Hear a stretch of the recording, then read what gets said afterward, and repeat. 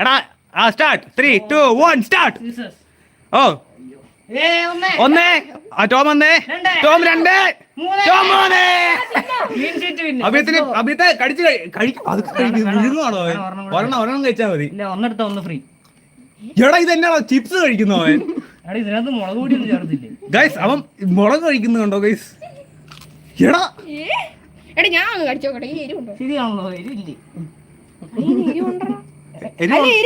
എരിവില്ലേ? എന്നാ കഴിച്ചു കാണിച്ചത്. ഞാനും കൂടെ ഒരെണ്ണം കഴിച്ചോട്ടെ. കഴിക്ക്. അല്ല വേണ്ട.